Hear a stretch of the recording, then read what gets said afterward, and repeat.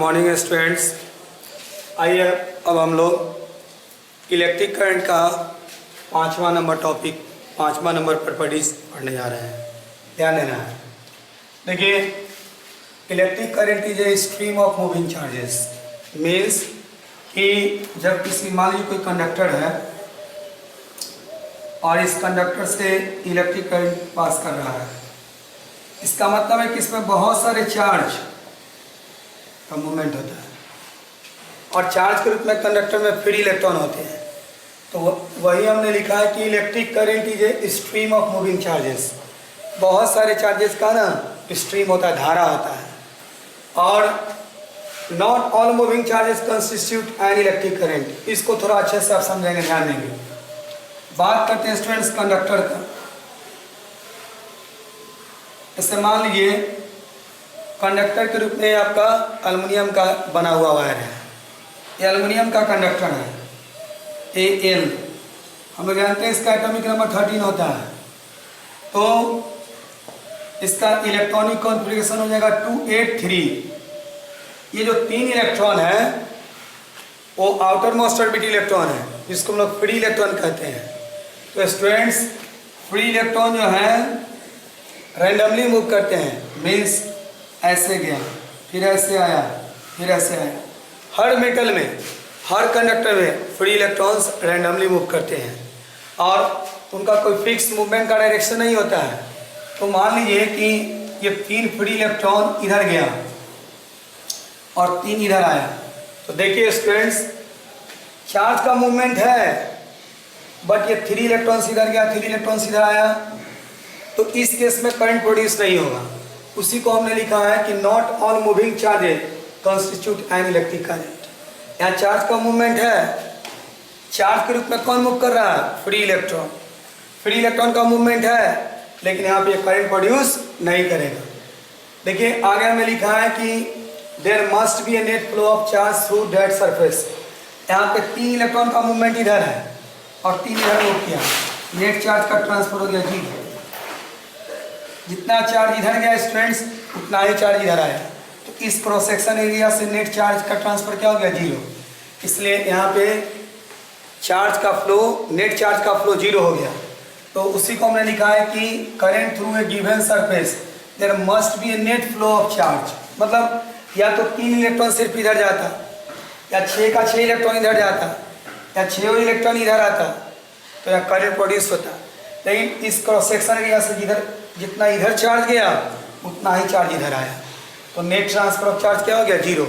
और इस केस में इलेक्ट्रिक करंट क्या हो जाएगा? 0। नहीं तो हम लोग को कंडक्टर में करंट प्रोड्यूस करने के लिए जनरेटर, बैटरी, सोलर सेल, इन सब की आवश्यकता ही नहीं पड़ती। ये तो आपका चार्ज जो है फ्री इलेक्ट्रॉन रैंडमली मूव कर रहा है, खुद करंट प्रोड्यूस करेगा।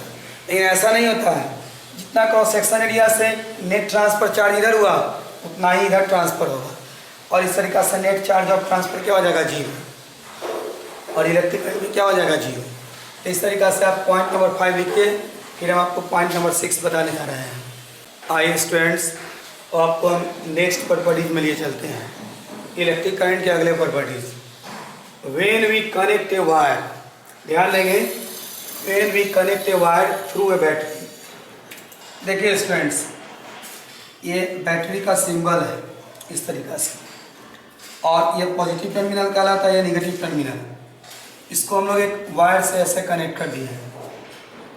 अब इसलिए किससे करंट का फ्लो होगा? तो जैसे हम लोग इसको बैटरी से कनेक्ट करते हैं, शुरू में ये कनेक्टेड नहीं है, करंट 0 है। लेकिन जैसे ही बैटरी से कनेक्ट करेंगे, करंट का वैल्यू 1 एम्पियर, 2 एम्पियर इंक्रीज कर रहा है। और एकदम छोटे से टाइम इंटरवल में मान लीजिए 5 एम्पियर हो गया।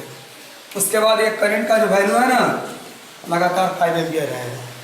इसको हम लोग स्टेडी करंट बोलते हैं। शुरू में 0 था जब कनेक्ट नहीं था, जैसे ही कनेक्ट किया 1 एम्पियर, 2 एम्पियर, 3 एम्पियर, तुरंत ये क्विक होता है। When we connect a wire through a battery after a very short time, मतलब बहुत ही छोटे समय में, the electron flow reaches a constant value. Electron का फ्लो जो होता है कांस्टेंट हो जाता है, और and the current is in steady state, means uniform state. Current का वैल्यू यूनिफॉर्म हो गया, कांस्टेंट हो गया। इसी को हम लोग स्टेडी करंट भी बोलते हैं। या स्टेडी स्टेट बोलते हैं। It means that charge entering one end of the wire. जैसे देखिए इस वायर को हम थोड़ा बड़ा करके आपको दिखलाते हैं इस तरीके से। तो यहाँ पे जो इलेक्ट्रॉन है स्टूडेंट्स वो इधर मूव कर रहा है, कंडक्टर में इलेक्ट्रॉन का मूवमेंट होता है। तो ऐसा नहीं कि यहाँ का इलेक्ट्रॉन यहाँ पहुँच गया, यहाँ से इलेक्ट्रॉन जैसे ही आगे बढ़ेगा इस पूरे वायर में इलेक्ट्रॉन भरा हुआ है, तो यहाँ वाला इलेक्ट्रॉन भी आगे बढ़ेगा, आगे वाला इलेक्ट्रॉन भी आगे बढ़ेगा, आगे वाला इलेक्ट्रॉन भी आगे बढ़ेगा। मीन्स कि यहाँ से इलेक्ट्रॉन जैसे ही आगे बढ़ा ये आगे वाला इलेक्ट्रॉन भी आगे बढ़ेगा। तो it means that charge entering end in, यहाँ मान लीजिए 25 कूलम चार्ज इंटर किया तो यहाँ से जो 25 कूलम आउट भी होगा। तो वही हमने लिखा है the charge entering end in of the wire, यहाँ से चार्ज इंटर हुआ at any time is equal to the amount of the charge leaving the wire. तो यहाँ से 25 कूलम इन हुआ तो यहाँ आउट भी 25 कूलम होगा। तो charge leaving the wire at the other end, no charge is accumulating at any point. ऐसा नहीं है कि यहाँ से 25 कूलम दिया हमने और यहाँ 5 कूलम एक्यूमुलेट कर गया, मतलब जमा हो गया, बीच में स्टे कर गया और यहाँ 20 कूलम निकला। ऐसा नहीं होता है स्टूडेंट्स। यदि हमने यहाँ 25 कूलम इन किया तो 25 कूलम आउट भी होगा। अब इसको नोट कीजिए, फिर नेक्स्ट हम आपको बताएं। आइए स्टूडेंट्स नेक्स्ट 7 नंबर हम आपको बता रहे हैं करंट कैरियर्स। मीन्स करंट को कौन क्रिएट करता है, करंट को कौन लेके चलता है, इसकी बात हो रही है। तो करंट कैरियर्स की बात करते हैं, करंट को ढोने वाला। The charge particle which flow in a different direction, वह चार्ज पार्टिकल जो किसी डिफरेंट डायरेक्शन में जिसका फ्लो हो, मूवमेंट हो, different direction constitutes the electric current, जो इलेक्ट्रिक करंट प्रोड्यूस करे उसी को हम लोग करंट कैरियर्स कहते हैं। फिर से एक बार सुनिए स्टूडेंट्स, वैसे चार्ज पार्टिकल जो मूव करे और मूव करके इलेक्ट्रिक करंट प्रोड्यूस करे उसी को हम लोग करंट कैरियर्स कहते हैं। 3 प्रकार के करंट कैरियर्स है स्टूडेंट्स। पहला है solid current carriers in solids. Solid की बात करते हैं, सॉलिड कंडक्टर की बात हो रही है। इन सॉलिड कंडक्टर्स जैसे metals, all the metals are conductor of electricity. और एक मरकरी ही ऐसा मेटल है जो लिक्विड है, बाकी सारे के सारे जितने भी मेटल्स हैं सॉलिड में सॉलिड है, सॉलिड के फॉर्म में है। तो मेटल के पास हम लोग बात करते हैं एल्युमिनियम का। तो देखिए स्टूडेंट्स, एल्युमिनियम का इलेक्ट्रॉनिक कॉन्फ़िगरेशन 13 है, एटॉमिक नंबर 13 है, इलेक्ट्रॉनिक कॉन्फ़िगरेशन 283। तो ये 3 जो है ना, ये आउटर मोस्ट ऑर्बिट के इलेक्ट्रॉन है। इसको हम लोग वैलेंस इलेक्ट्रॉन या फ्री इलेक्ट्रॉन कहते हैं, या वैलेंस इलेक्ट्रॉन भी कहते हैं। यही 3 इलेक्ट्रॉन इलेक्ट्रिक करंट प्रोड्यूस करता है। मीन्स हम लोग एल्युमिनियम की बात करें तो एल्युमिनियम में करंट कैरियर ये है 3 फ्री इलेक्ट्रॉन। ये 10 फ्री, ये जो 10 इलेक्ट्रॉन इसको हम लोग कोर इलेक्ट्रॉन कहते हैं केमिस्ट्री में, फिजिक्स में कहते हैं बाउंड इलेक्ट्रॉन। इसका मूवमेंट पॉसिबल नहीं है, तो ये आपका करंट प्रोड्यूस नहीं करता है, ये करंट कैरियर नहीं है स्टूडेंट्स। कोई भी दुनिया के मैटर एटम से मिलकर बने हैं। Atom 3 fundamental particles, electron, proton, neutron. Neutron पे तो चार्ज है ही नहीं, तो बिना चार्ज के मूवमेंट के करंट प्रोड्यूस होगा नहीं, इसलिए हम न्यूट्रॉन को ड्रॉप करते हैं। बचा प्रोटॉन, तो प्रोटॉन स्टूडेंट्स न्यूक्लियस में रहता है, उसका सेपरेट मूवमेंट पॉसिबल नहीं है। अब बचा इलेक्ट्रॉन, तो इलेक्ट्रॉन भी 2 काइंड्स, जो आउटर मोस्ट ऑर्बिट है उसको फ्री, जैसे 3 फ्री इलेक्ट्रॉन है, ये 10 बॉन्ड इलेक्ट्रॉन है, तो इसका मूवमेंट नहीं होगा, इसका मूवमेंट होगा। और यही 3 फ्री इलेक्ट्रॉन के मूवमेंट के कारण करंट प्रोड्यूस होता है। तो इस सॉलिड कंडक्टर के केस में हम लोग बात करें तो यही 3 फ्री इलेक्ट्रॉन करंट कैरियर कहलाएगा। इसके बाद हम आपको बता रहे हैं, पहले आप इसको नोट कर लीजिए, फिर करंट कैरियर्स इन लिक्विड बताएंगे। अब आइए स्टूडेंट्स, बी नंबर हम आपको बता रहे हैं। तो पहले हम लोग थोड़ा सा बात करते हैं ए नंबर का। इसमें जो ए पार्ट हमने पढ़ा उसकी बात कर रहे हैं। ए पार्ट में हम लोगों ने देखा कि मेटल, बात करते हैं मेटल का, तो सॉलिड कंडक्टर का। सॉलिड कंडक्टर में स्टूडेंट्स सिर्फ इलेक्ट्रॉन का मूवमेंट होता है, फ्री इलेक्ट्रॉन का, और फ्री इलेक्ट्रॉन निगेटिव चार्ज होता है। तो आपसे कोई पूछे कि मेटल्स में किसके कारण करंट प्रोड्यूस होता है, तो ओनली निगेटिव चार्ज के मूवमेंट के कारण, और निगेटिव चार्ज के रूप में कौन होते हैं? इलेक्ट्रॉन। तो सिर्फ निगेटिव चार्ज का मूवमेंट इलेक्ट्रिक करंट प्रोड्यूस करता है किसी कंडक्टर में। अब बात करते हैं हम लोग current carriers in liquids. Liquid की बात करते हैं, जैसे हम लोग बात करते हैं CuSO4 की, ध्यान देंगे। तो इसको हम लोग इलेक्ट्रोलाइटिक सॉल्यूशन बोलते हैं। वैसे सॉल्यूशन जिससे इलेक्ट्रिक करंट पास करे, they are called electrolytic solution. तो यह CuSO4 इलेक्ट्रोलाइटिक सॉल्यूशन है, और इस इलेक्ट्रोलाइट में, इसको नॉर्मली इलेक्ट्रोलाइट भी कहते हैं, इसको हम लोग अलग अलग लिखे यदि तो Cu++ और SO4- होता है। तो इस केस में इलेक्ट्रोलाइटिक सॉल्यूशन के केस में स्टूडेंट्स, ये पॉजिटिवली चार्ज आयन है और ये निगेटिवली चार्ज आयन है, दोनों का मूवमेंट होता है। यानी इलेक्ट्रोलाइट में पॉजिटिव और निगेटिव दोनों प्रकार के चार्ज के मूवमेंट के कारण करंट प्रोड्यूस होता है। तो पॉजिटिव चार्ज का मतलब आप प्रोटॉन मत समझ लीजिएगा। पॉजिटिव चार्ज करने का मतलब है कोई एटम जिसने अपना इलेक्ट्रॉन लॉस किया, आयन बन चुका है ये, और इलेक्ट्रॉन लॉस करके ये पॉजिटिव आयन बन चुका है, इसका मूवमेंट होता है, न कि सेपरेटली प्रोटॉन का सेपरेटली मूवमेंट पॉसिबल नहीं है। इसमें से 2 इलेक्ट्रॉन निकल चुका है तो ये Cu++ हो गया, और इसका मूवमेंट होता है और इसका मूवमेंट होता है, दोनों के मूवमेंट के कारण इलेक्ट्रिक करंट प्रोड्यूस होता है। बात करते हैं AgNO3 का। यदि आप इलेक्ट्रोकेमिस्ट्री पढ़े होंगे या पढ़ेंगे तो इलेक्ट्रोप्लेटिंग पढ़ना है, फैराडे लॉ ऑफ इलेक्ट्रोलिसिस में। तो ये सिल्वर नाइट्रेट देख रहे हैं, इसमें Ag++ और NO3- में डिकम्पोज होता है, और इस तरीका से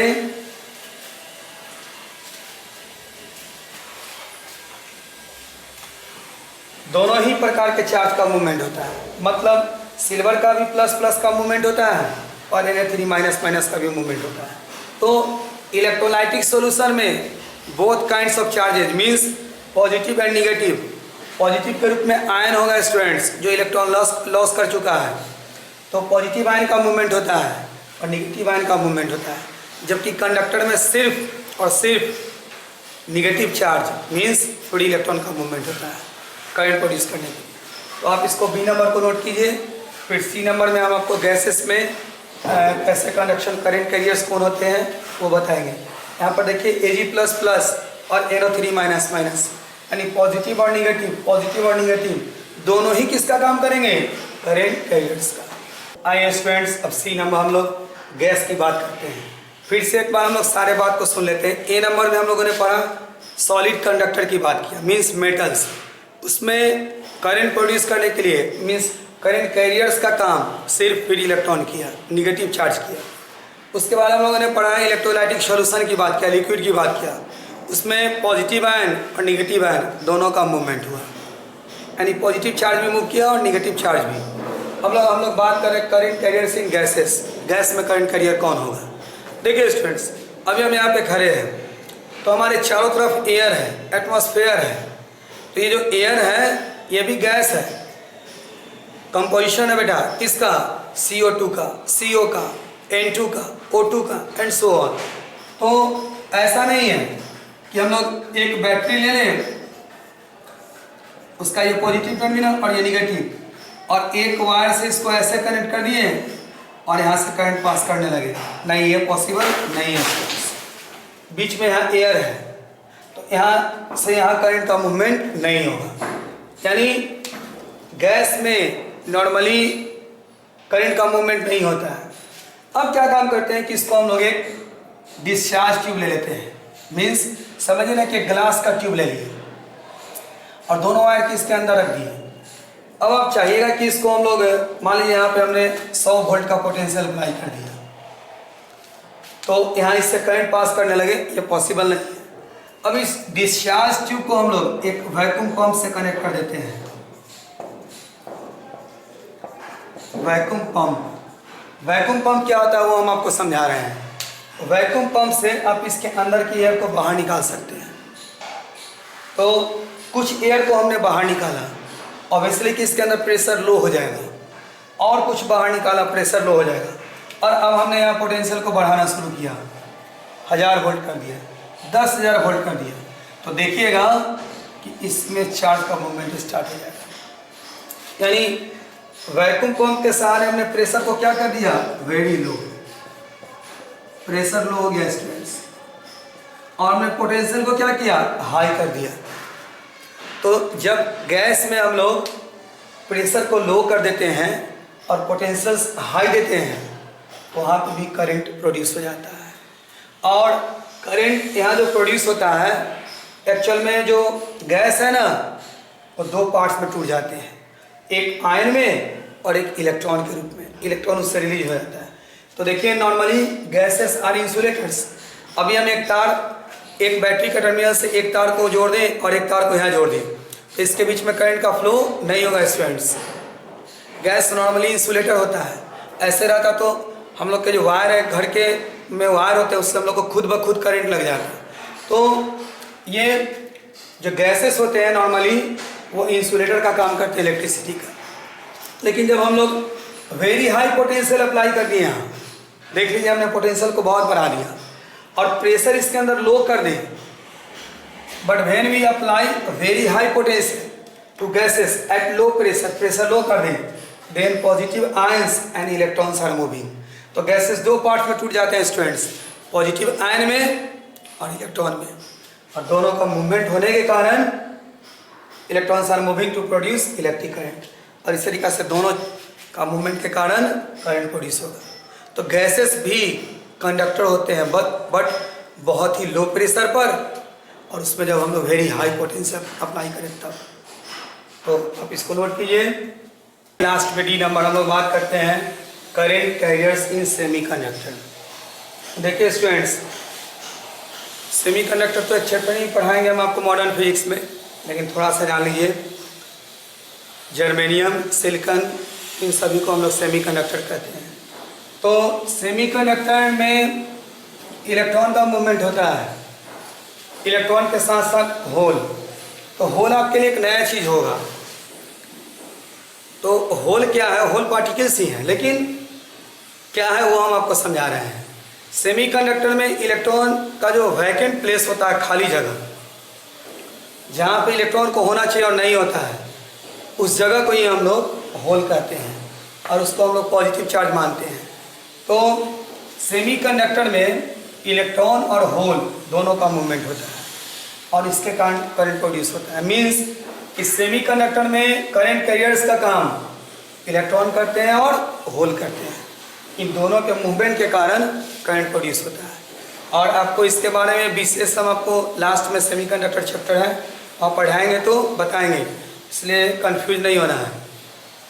और अब आइए नेक्स्ट हम आपको बताते हैं। अब आपको हम स्टेडी करंट और डायरेक्ट करंट पढ़ा रहे हैं, तो मतलब काइंड्स ऑफ करंट बता रहे हैं हम आपको।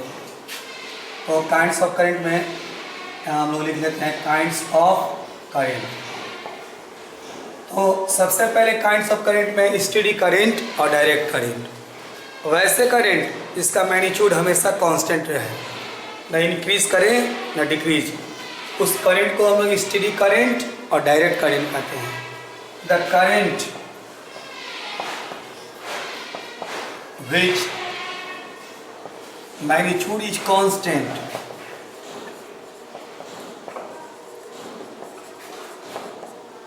called steady current। और डायरेक्ट करंट, डायरेक्ट करंट को स्टूडेंट्स शॉर्ट में हम लोग डीसी लिखते हैं, और हम लोग डीसी के लिए जनरली बैटरी यूज़ करते हैं। ऐसे तो ट्रांसफार्मर के थ्रू भी हम लोग डीसी यूज़ करते हैं, बट उसके लिए हम लोग को एक डायोड लगाना पड़ता है। लेकिन नॉर्मली हम लोग जान लें कि बैटरी से आपको डीसी करंट मिल जाता है। सेकेंड, स्टेडी करंट के बाद है सेकेंड में वायरिंग करंट। देखिए स्टूडेंट्स, कुछ वैसा ही कॉन्सेप्ट है, लेकिन इस केस में मैग्नीट्यूड जो है वो वेरी करेगा। The current which magnitude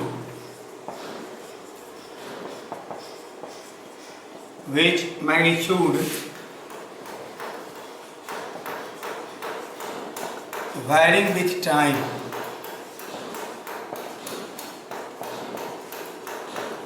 called varying current।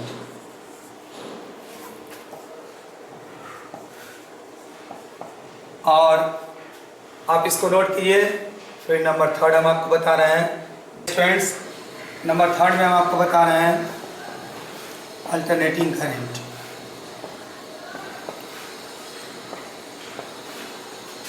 Short में इसको हम लोग एसी लिखते हैं। वैसे करंट जिसका मैग्नीट्यूड चेंज करे टाइम के साथ, और साथ ही साथ इसमें करंट का डायरेक्शन भी चेंज करता है पीरियोडिकली, मतलब एक निश्चित टाइम पे हमेशा चेंज करते रहेगा। इस प्रकार के करंट को हम लोग अल्टरनेटिंग करंट कहते हैं।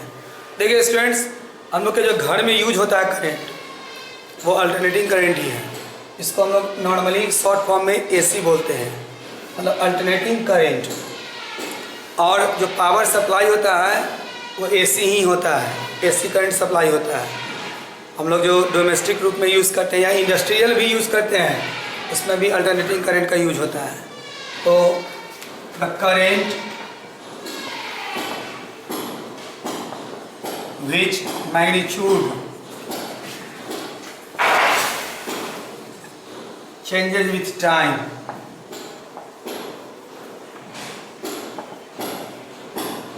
and with time and direction changes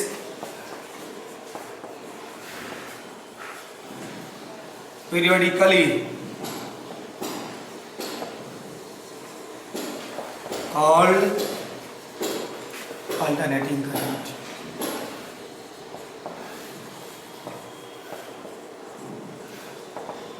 और इस तरीक़ा से मैंने आपको अल्टरनेटिंग करंट बताया। तो देखिए स्टूडेंट्स, करंट से रिलेटेड जो भी पॉइंट्स था वो हमने आपको बता दिया। और इसके बाद electric current in a conductor हम आपको पढ़ाने जा रहे हैं, और कुछ न्यूमेरिकल हिंट्स वगैरह वो बता दे रहे हैं। इस तरीक़ा से इलेक्ट्रिक करंट का कहानी ख़त्म। कल हम आपको ओम्स लॉ पढ़ाएंगे, और साथ ही साथ इसके प्रॉब्लम का भी डिस्कशन रहेगा, तो आप इसको नोट कीजिए। और आपके इलेक्ट्रिक करंट का लास्ट टॉपिक है, मतलब करंट से रिलेटेड, इलेक्ट्रिक करंट से रिलेटेड। तो आइए ध्यान दीजिएगा, ये बहुत ही इंपॉर्टेंट टॉपिक है, electric current in a conductor.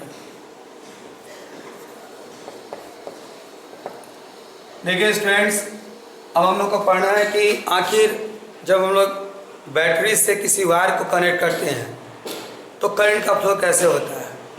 या हम लोग नॉर्मली एसी की भी बात करें तो ये जो एसी करंट है वायर से जोड़ देते हैं, अब फैन को कनेक्ट करते हैं मेन लाइन से, तो आखिर उसमें करंट का फ्लो कैसे होता है ये हम आपको बताने जा रहे हैं। तो ये हम लोग डीसी करंट के लिए पढ़ने जा रहे हैं, डायरेक्ट करंट के लिए। जैसे देखिए आपके सामने एक कंडक्टर है,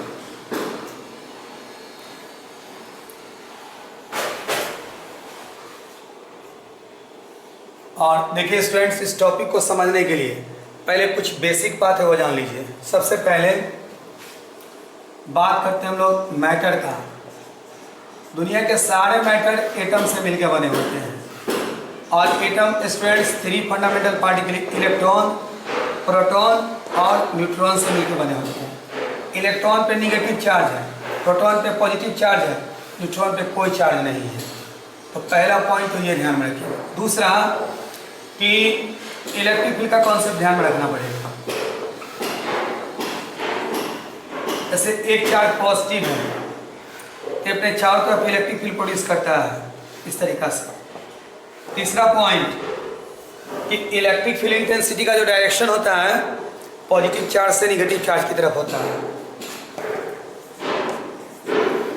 देखिए इस तरीका से इलेक्ट्रिक फील्ड इंटेंसिटी का डायरेक्शन होता है। डायरेक्शन आपको ध्यान में रखना पड़ेगा, direction of electric field intensity. और चौथा और अंतिम पॉइंट कि जब इलेक्ट्रिक फील्ड में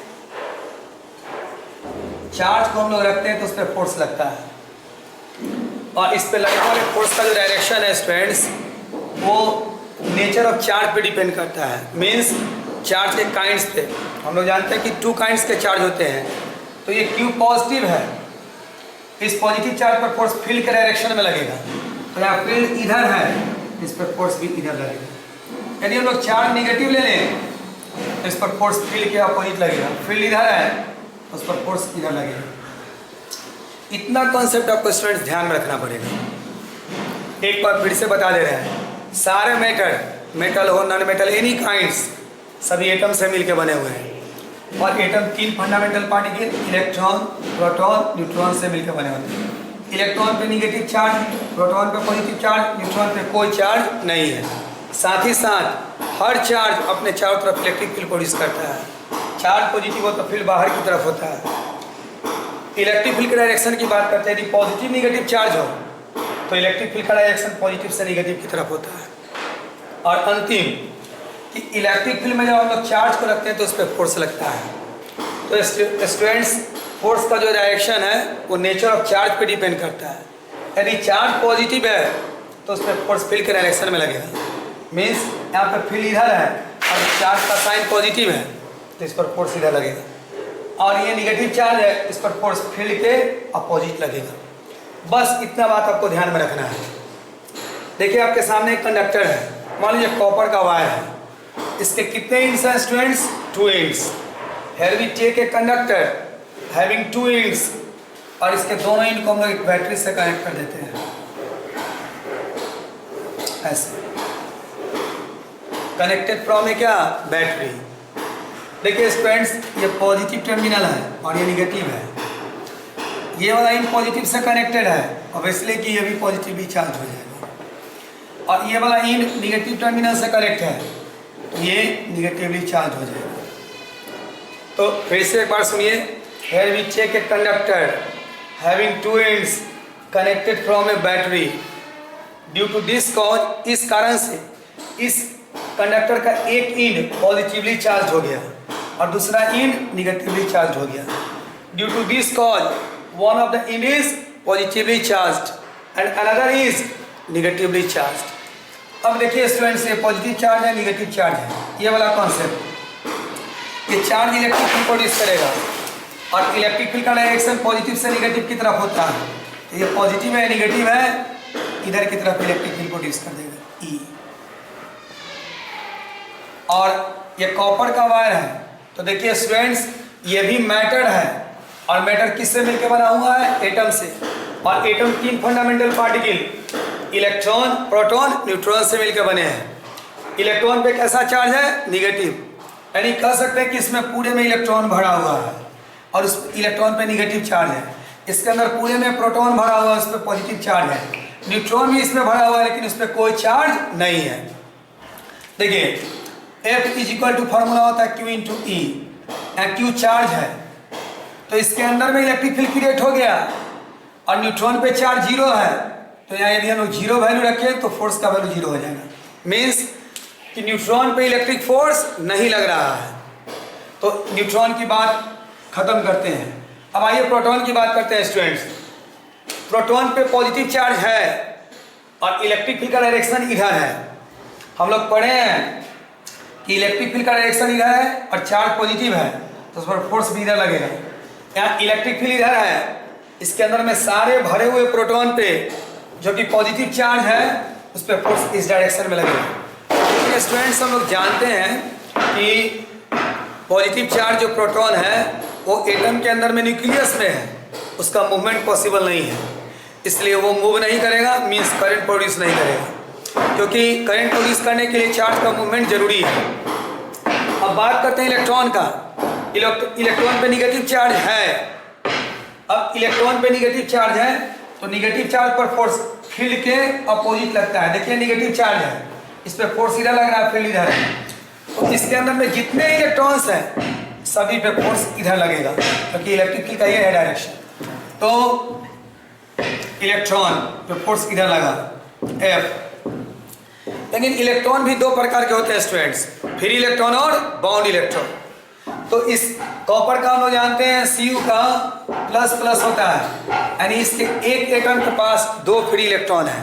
तो इसके जो फ्री इलेक्ट्रॉन है दोनों वो इधर मूव करना शुरू कर देंगे। एक एटम के बाउंड इलेक्ट्रॉन का मूवमेंट नहीं होता है, और फ्री इलेक्ट्रॉन इधर जा रहा है, मीन्स निगेटिव चार्ज का मूवमेंट इधर है, तो इसमें करंट प्रोड्यूस हो जाएगा।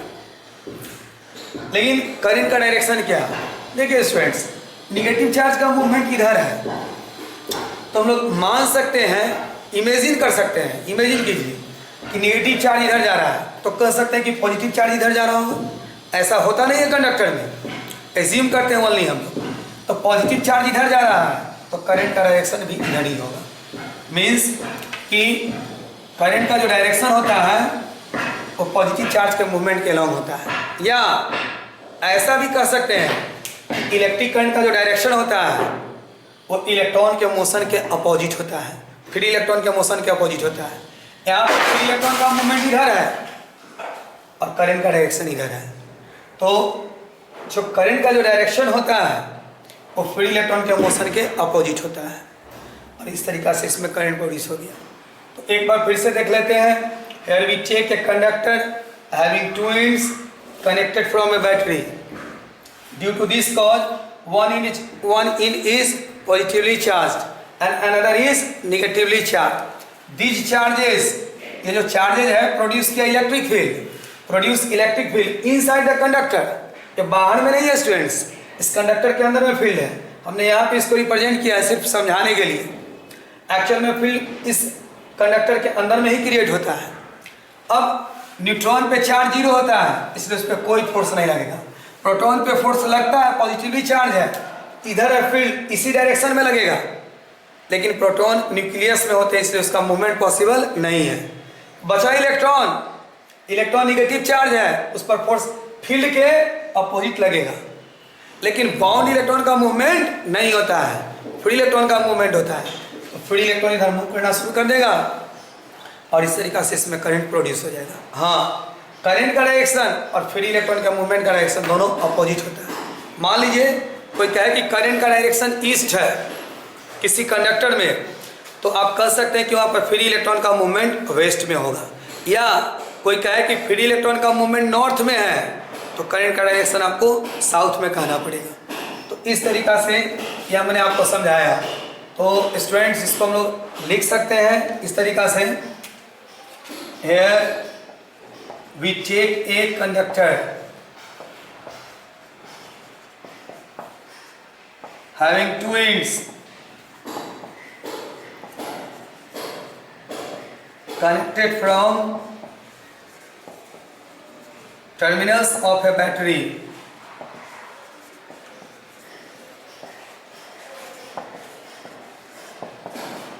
Due to this cause, one end is positively charged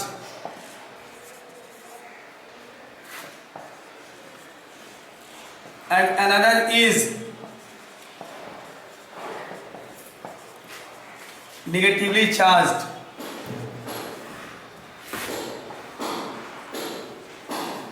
और ये चार्ज इलेक्ट्रिक फील्ड प्रोड्यूस करता है। These charges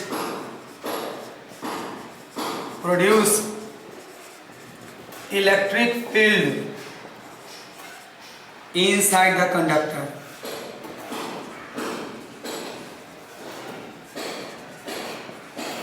Hence, free electrons are started to move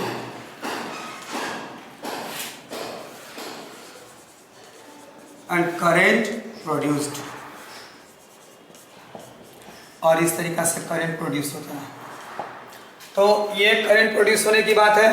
आप इसका स्क्रीनशॉट लीजिए या नोट कर लीजिए स्टूडेंट्स, फिर हम आपको आगे बताते हैं। इसमें और भी बात है, एक चीज़ और लिख लेते हैं हम लोग कि इलेक्ट्रिक करंट का जो डायरेक्शन होता है सो, और फ्री इलेक्ट्रॉन का मूवमेंट का जो डायरेक्शन होता है सो, दोनों एक दूसरे के अपोजिट होता है।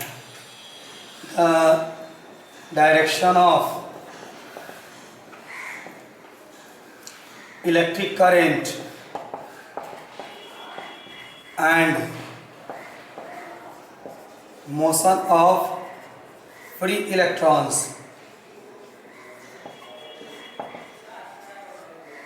are opposite. दोनों एक दूसरे के अपोजिट होता है। थोड़ा सा स्टूडेंट्स इसमें और भी बात जानना है हम लोग को कि जैसे एल्युमिनियम की बात करें हम लोग, एटॉमिक नंबर 13 है, इसके इलेक्ट्रॉनिक कॉन्फ़िगरेशन की बात करते हैं 283। ये 3 फ्री इलेक्ट्रॉन है, इसको हम लोग केमिस्ट्री में वैलेंस इलेक्ट्रॉन कहते हैं। ये तीनों फ्री इलेक्ट्रॉन रैंडमली मूव करते रहते हैं ऐसे ऐसे। एल्युमिनियम का यदि हम लोग एक सीट ले लें या एक पाइप ले लें, उसके अंदर में फ्री इलेक्ट्रॉन जो है या वायर ले लें, ऐसे मूव करते रहता है, रैंडमली मूव करते रहता है। तो अभी हम लोग पढ़ें कि इलेक्ट्रॉन जब मूव करेगा तो करंट प्रोड्यूस होगा। लेकिन होता क्या है स्टूडेंट्स कि इलेक्ट्रॉन का मूवमेंट होता है, जैसे मान लीजिए कि यहाँ से इधर 1000 इलेक्ट्रॉन मूव किया, फ्री इलेक्ट्रॉन, रैंडम मोशन के कारण, थर्मल एनर्जी के कारण 1000 फ्री इलेक्ट्रॉन इधर गया तो 1000 इधर भी आएगा, और इस तरीक़ा से दोनों एक दूसरे को बैलेंस कर देगा, और नेट चार्ज का ट्रांसफर 0 हो जाएगा और इसमें करंट का वैल्यू भी 0 हो जाएगा। तो इसका जो ऑन मोशन है, रैंडमली मोशन है, उसके कारण करंट प्रोड्यूस नहीं होता है। तो आप इसको लिख लीजिए, उसके बाद फिर हम आपको लिखाते हैं। स्टूडेंट्स जो हमने बताया उसको फिर से एक बार समझा दे रहा है। व्हेन नो इलेक्ट्रिक फील्ड, अभी तो देखिए हम लोग इलेक्ट्रिक फील्ड प्रोड्यूस किए, कैसे? बैटरी से कनेक्टेड होने के कारण। यदि इसमें हम लोग कोई कनेक्शंस नहीं दें, बैटरी से कनेक्टेड नहीं है, तो ऐसा नहीं कि इसके अंदर में फ्री इलेक्ट्रॉन नहीं है। हाँ, अब इसमें इलेक्ट्रिक फील्ड नहीं होगा, क्योंकि इलेक्ट्रिक फील्ड कौन प्रोड्यूस कर रहा था? बैटरी। तो जब इसमें इलेक्ट्रिक फील्ड नहीं है तो ऐसा नहीं है कि इसमें इलेक्ट्रॉन का मूवमेंट नहीं होता है स्टूडेंट्स। अब देखिए, when no electric field is present, यहाँ इलेक्ट्रिक फील्ड प्रेजेंट नहीं है, the electrons will be moving due to thermal motion, thermal energy के कारण इलेक्ट्रॉन्स का मूवमेंट होता है। ऐसे मूव किया, फिर यहाँ गया, आयन से टकराया, फिर अपना डायरेक्शन ऐसे कर लिया, फिर ऐसे कर लिया, फिर ऐसे आ गया, फिर इस तरीक़ा से चला गया। तो थर्मल मोशन के कारण वो मूव करता है, which they collide with the fixed ions, और आयन से कोलाइड होकर के बार बार अपने डायरेक्शंस को चेंज करता है, free electron. Thus on the average the number of electrons travelling in any directions, means कि 50 इलेक्ट्रॉन इधर गया तो 50 इधर भी गया, नेट ट्रांसफर 0 हो जाएगा। या 50 ऊपर गया स्टूडेंट्स, 50 नीचे आया, 20 इधर गया, 20 इधर आया, तो net transfer of charge, the number of electrons traveling in any direction will be equal to the number of electrons traveling in opposite directions। तो कोई ऊपर गया 10 इलेक्ट्रॉन तो 10 इलेक्ट्रॉन नीचे भी आएगा, 20 इलेक्ट्रॉन इधर गया स्टूडेंट्स तो 20 इधर भी आएगा। तो नेट जो ट्रांसफर ऑफ चार्ज है 0 है, so there will be no net electric current, और इसमें नेट इलेक्ट्रिक करंट क्या हो जाएगा? 0। तो इस तरीके से खत्म हुआ। अब आइए आपको हम न्यूमेरिकल हिंट्स पढ़ाते हैं, तो ध्यान देना है।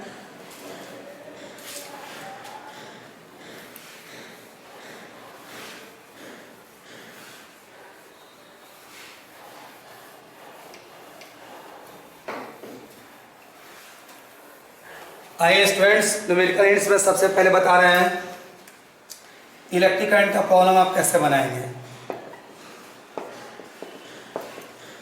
न्यूमेरिकल हिंट्स नंबर फर्स्ट, सबसे पहले I इक्वल टू आप Q बाई टी फॉर्मूला ध्यान में रखिए।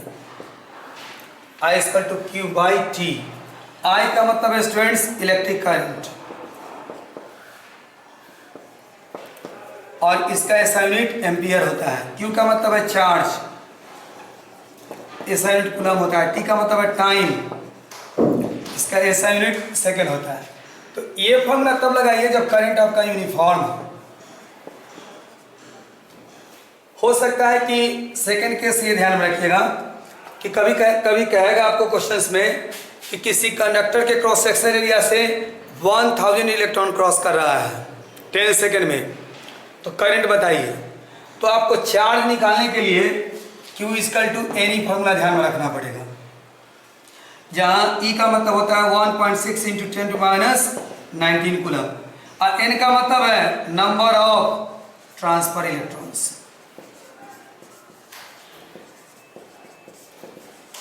या कभी कभी ऐसा भी करेगा कि क्वेश्चंस में देगा कि 10 एम्पियर का करंट क्रॉस कर रहा है, तो बताइए कि 5 सेकंड में कितना इलेक्ट्रॉन का फ्लो होगा। तो वहाँ पर आपको इस फॉर्मूला का सहारा लेना पड़ेगा। एक्चुअल में क्वांटाइजेशन ऑफ चार्ज है जो हम आपको पढ़ाए थे, उसका यूज होगा, तो ध्यान में रखेंगे। और अब आइए बात करते हैं थर्ड स्टूडेंट्स की, यदि चार्ज फंक्शन हो टाइम का या करंट फंक्शन हो टाइम का, तो जैसी फंक्शंस का केस आया स्टूडेंट्स, उस केस में आई इक्वल टू आप dq/dt यूज कीजिए। जैसे चार्ज या करंट फंक्शन हो टाइम का, तो आई बराबर dq/dt यूज करेंगे। यदि q दिया है फंक्शन ऑफ टाइम, इससे करंट निकल जाएगा, एक नंबर ए स्टेज। dt को इधर जाएंगे तो हो जाएगा i into D T equal to dq, और दोनों तरफ हम लोग इंटीग्रेट कर देते हैं i dt, तो इससे आप चार्ज कैलकुलेट कर सकते हैं। यदि करंट फंक्शन हो स्टूडेंट्स टाइम का, तो आप इसको यूज कीजिएगा और इस पर प्रॉपर लिमिट लगा दीजिएगा, जो दिया हुआ रहेगा उसके अनुसार आप चार्ज कैलकुलेट कर सकते हैं। इसी में कभी कभी पूछे, यानी नंबर बी आप कर सकते हैं कि चार्ज के लिए हमने आपको बताया। और हो सकता है कि कभी कभी आपको एवरेज करंट की बात करें, नंबर सी, तो एवरेज करंट की बात करें और चार्ज फंक्शन और टाइम का, तो आप delta Q by delta T use करेंगे। मीन्स इसको हम लोग Q2 minus Q1 by T2 minus T1 भी लिख सकते हैं, तो आप ये फॉर्मूला यूज करेंगे। तो इस तरीक़ा से करंट का जितने प्रकार के प्रॉब्लम्स हैं, इसको बनाने का मैंने आपको कॉन्सेप्ट दे दिया। और अभी थोड़ा देर में PDF भी हम आपको लोड कर रहे हैं, उसका लिंक भेज देंगे। आप इन सारी चीज़ को समझ करके प्रॉब्लम्स को जरूर बनाइए। फिर से एक बार हम आपको इसको रिपीट कर रहे हैं।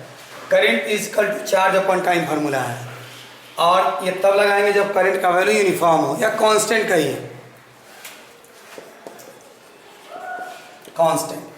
कभी कभी क्वेश्चंस में कहेगा कि 2 एम्पियर का करंट पास कर रहा है 10 सेकंड के लिए, बताइए कितना इलेक्ट्रॉन का मूवमेंट हो रहा है, कितना इलेक्ट्रॉन पास किया, तो आपको Q equal to n e formula का यूज़ करना पड़ेगा। या क्वेश्चंस में ये भी दे सकता है कि किसी कंडक्टर के क्रॉस सेक्शन से 100 इलेक्ट्रॉन क्रॉस कर रहा है 5 सेकेंड में, तो बताइए करंट क्या होगा।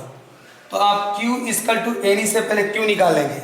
यहाँ N का मतलब है नंबर ऑफ ट्रांसफर इलेक्ट्रॉन्स, और E का वैल्यू देखिए स्टूडेंट्स, ये इतना हमने लिख दिया है, तो N का वैल्यू आप रख देंगे, E का वैल्यू इतना है, तो Q कैलकुलेट हो जाएगा, और तब आप यूज़ करेंगे I बराबर Q/T, उससे करंट कैलकुलेट हो जाएगा। तीसरा, चार्ज यदि फंक्शन और टाइम का या करंट फंक्शन और टाइम का, चार्ज यदि फंक्शन है टाइम का और करंट निकालना है, तो I equal to dq/dt use कीजिए। यदि करंट फंक्शन है टाइम का, चार्ज निकालना है, तो dq इंटीग्रेशन बराबर I dt आप यूज़ कीजिए। और हाँ, इसमें जो लिमिट हो प्रॉपर लिमिट लगा दीजिए। चार्ज यदि फंक्शन और टाइम का, एवरेज करंट का निकालने के लिए delta Q by delta T use कीजिए। Means Q2 minus Q1 by T2 minus T1। ठीक है स्टूडेंट्स, आज इतना ही तक, और हम आपको PDF भी दे रहे हैं, लोड कर रहे हैं। आप जरूर इसके प्रॉब्लम्स को बनाइए। कल जो नहीं बनेगा पूछ लेंगे आप, कमेंट सेक्शन में आप जरूर कमेंट्स कीजिए कि मैंने आपको कैसा पढ़ाया, तो आप इसको नोट कर लीजिए, और PDF में जो क्वेश्चंस हम अभी डालेंगे उसको आप बनाएंगे। जो नहीं बनेगा कल पूछेंगे, उसके बाद आपके क्वेश्चंस पूछने के बाद हम आपको ओम्स लॉ पढ़ाएंगे। Thank you students.